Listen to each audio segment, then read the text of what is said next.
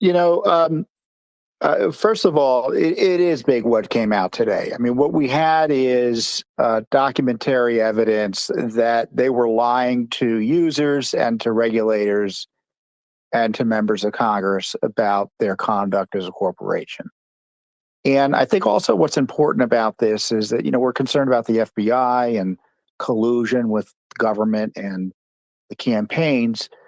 But you can see in the materials by Roth and the discussion points they had about libs of TikTok is that they've incorporated into their algorithms and they had incorporated into their algorithms and into their policies and procedures for accounts this partisan and ideologically to the left approach to misinformation.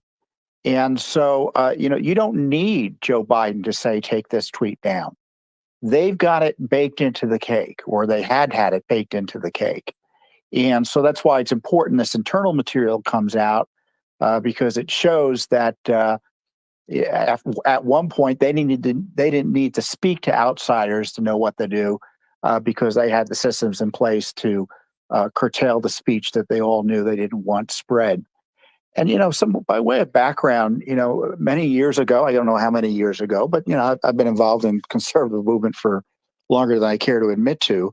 But before this whole issue of censorship began, Facebook and Twitter started dipping their toes into trying to regulate the content in response to online Islamic terrorist organization. And they were fearful about going there. They didn't know what to do. They were looking for support, obviously from conservatives. That's how I found out about it. And because they knew that these terrorist groups were using their platforms to organize online. And isn't it interesting how that quickly metastasized into this. I don't know who was speaking earlier about the national security state, but that entire approach with respect to Russia that had a partisan and fake news approach to Russian intervention in our elections used as an excuse to censor all sorts of Americans. And then we have someone like James Baker, former general counsel for the FBI, become a top lawyer for Twitter. Someone who had been compromised because of his prior, what I believe, strong evidence of misconduct while I was over at the FBI, then in a position to continue to cause more damage to his ideological and political opponents at Twitter. And as has been suggested in the various Musk and Taibbi tweets, he may have interfered with this process here. So it's really been a kind of a remarkable arc where they began trying to moderate content largely in the political space to restrict terrorist organizing. And it quickly began or turned into we need to, censor anything the establishment doesn't like.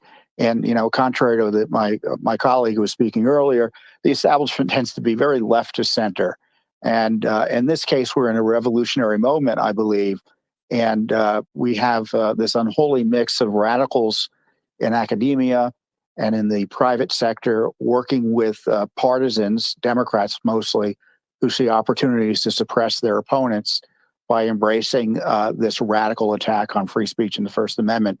And this is why they wanted to destroy Musk, because he could blow all that up.